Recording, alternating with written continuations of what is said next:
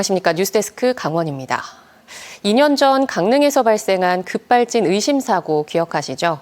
운전자 과실을 주장하는 제조사와 급발진을 주장하는 유가족 간의 법적 공방이 이어지고 있는데 오늘 사고가 난 바로 그 장소에서 급발진 재현 실험이 진행됐습니다. 이하라 기자입니다.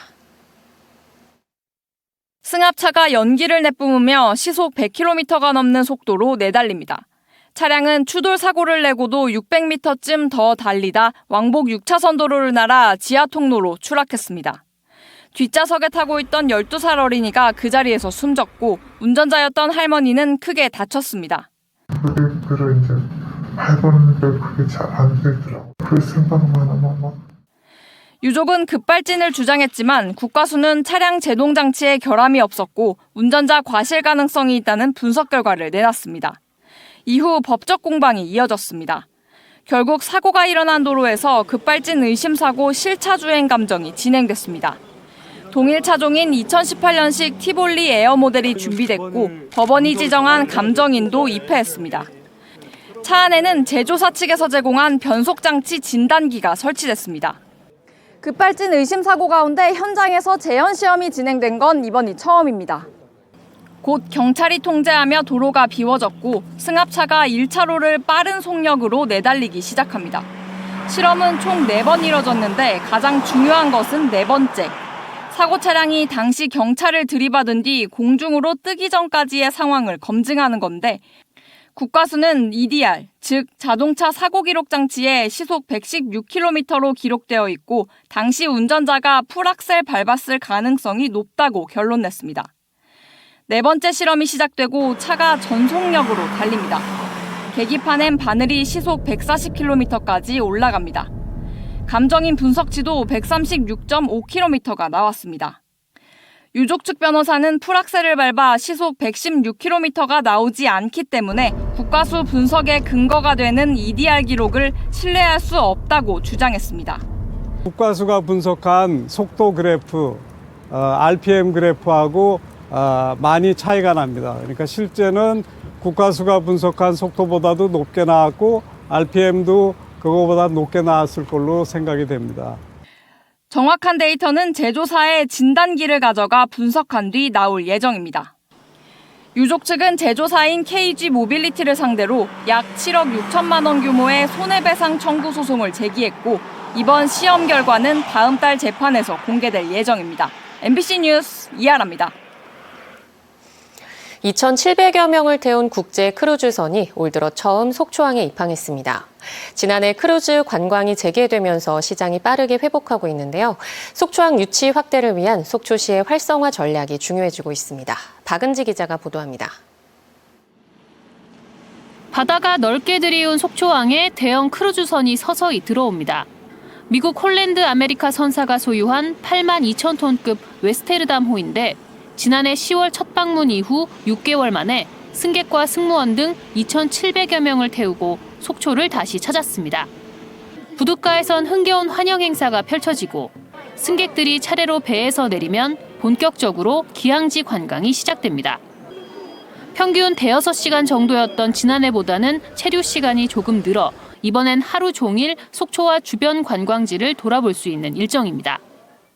This is my first time. It's a nice little small town like a resort, but it's beautiful because I love the water and I love this market. Yeah, the fish and the seafood are incredible. Yeah. 지난해 5항차 11,000여 명이 속초항을 방문했는데 올해도 크루즈를 3차례 더 맞이합니다. 올해 속초항에는 웨스테르담호를 포함해 모두 4차례 국제 크루즈선이 입항할 계획입니다. 그러나 아직 속초항 크루즈 활성화는 갈 길이 먼 상황입니다. 속초를 포함해 부산, 제주, 인천, 여수까지 전국 5대 기항지에 포함되는데 지난해 총 실적 204항차, 방한 인원 27만 4천여 명을 고려하면 속초항의 비중은 4%에 불과합니다. 조금 한 2%? 그렇게밖에 안 다녀. 많이는 왔어 뭐 우르르 왔다 우르르 가고 이렇게는 안 하는 것 같아. 후발주자로서 낮은 인지도를 극복하기 위해 강원도와 속초시는 선사 관계자 등을 초청한 팸투어와 국내외 홍보 박람회 참여, 크루즈 체험단 운영 등에 나서고 있습니다. 저희가 이제 해외 박람회나 이제 포트세일즈를 나가서 사실 그냥 말로 사진으로 그 홍보 활동을 하는 것보다 직접 오셔서 한번 둘러보시면 그 유치 효과가 훨씬 커지거든요. 한편 정부는 크루즈 관광 산업을 미래 먹거리로 올해 관광객 50만 명, 내년 80만 명 유치를 목표로 5대 기항지 지원에 나서고 있어 속초시의 발빠른 대응 전략이 필요해 보입니다. MBC 뉴스 박은지입니다.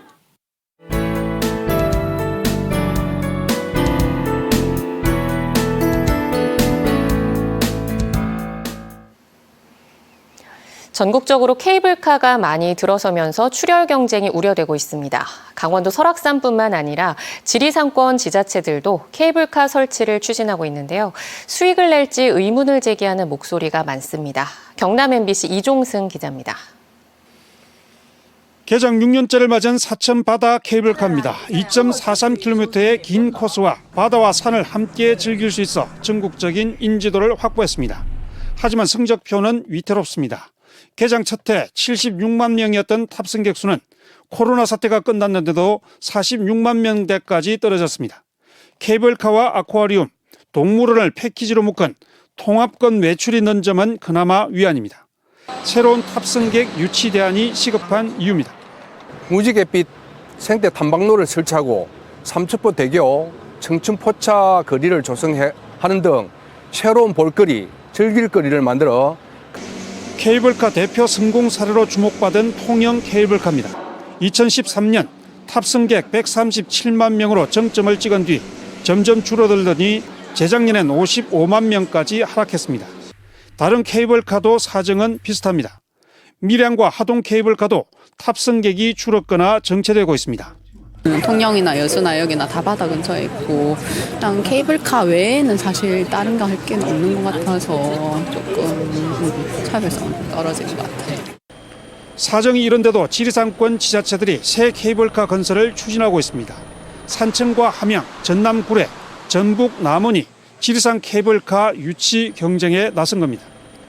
경상남도도 경남 유치에 힘을 싣자 환경 훼손을 걱정하는 목소리가 나옵니다. 우후죽순으로 너무 많이 생기는 것 같아요. 그래서 이제 설악산이나 뭐 이런 데는 우리가 보존을 해야 되는데 전국 41개 케이블카가 출혈 경쟁으로 수익성이 떨어지고 있는데 지리산 케이블카가 지속적으로 수익을 낼지도 의문입니다. 적자로 이미 돌아선 지가 오래됐잖아요. 그러니까 수익적으로도 좋지 못하는데 100% 국민의 세비로 만들어야 되는 거기 때문에 결국은 혈세가 낭비되는.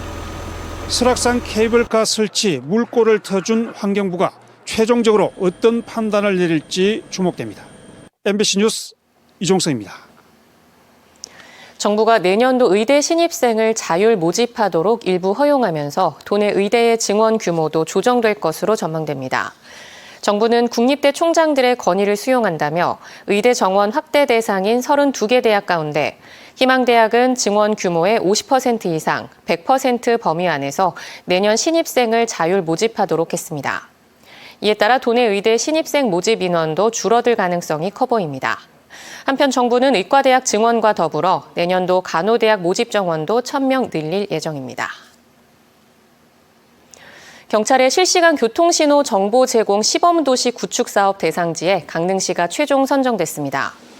이번 사업은 경찰청이 개발한 실시간 교통신호 정보 수집 제공 시스템을 도시 전체에 설치하고 효과성을 분석해 전국으로 확대하는 것으로 경찰은 다음 달부터 실시간 교통신호 정보 시스템을 구축하고 10월쯤 내비게이션 등을 통해 서비스를 시작할 예정입니다. 특히 강릉시가 추진하고 있는 ITS 지능형 교통체계와 맞물려 다양한 서비스를 선보일 것으로 기대됩니다. 강릉과 정선, 양양, 영월 4개 지역이 올해부터 모두 157대의 택시를 줄이기로 했습니다. 강원도는 강원특별자치도 택시감차위원회 심의를 거쳐 올해 강릉에서 법인택시 35대, 정선에서 법인택시 6대와 개인택시 4대, 양양에서 법인택시 4대, 영월에서 법인택시 3대와 개인택시 1대를 줄이기로 확정했습니다. 또 내년 이후에는 강릉과 정선, 양양, 영월에서 법인과 개인택시 23대를 감차하기로 했습니다. 국립강릉원주대학교 제5대 총장에 치의학과 박덕영 교수가 임명됐습니다. 박덕영 총장은 1997년 강릉원주대 치의학과에 부임한 뒤 교무처장, 교학부 총장, 총장 직무대행 등 주요 보직을 두루 역임했습니다.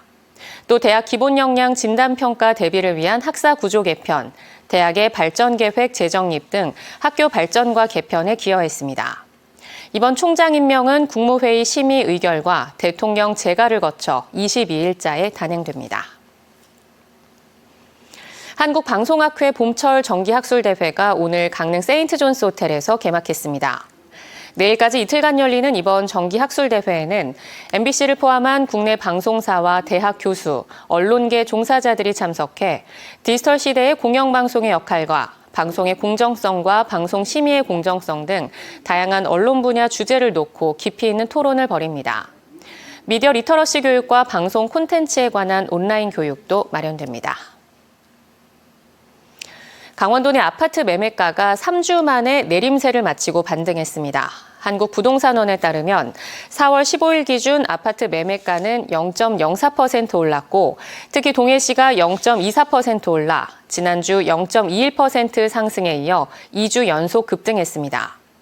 원주는 0.11%, 춘천은 0.05% 올라 GTX 개통 기대감이 여전히 반영됐습니다.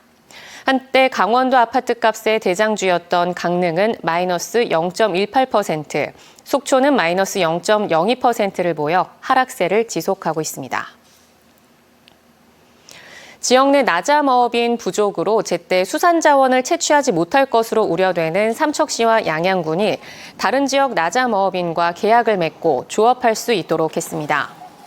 강원도는 삼척시와 양양군의 경우 지역 내 나자마업인의 부족으로 지역 외에 거주하는 나자마업인의 공급이 필요할 경우 이들과 계약을 맺고 수산자원 채취 작업을 할 수 있도록 관련 규정을 마련했습니다.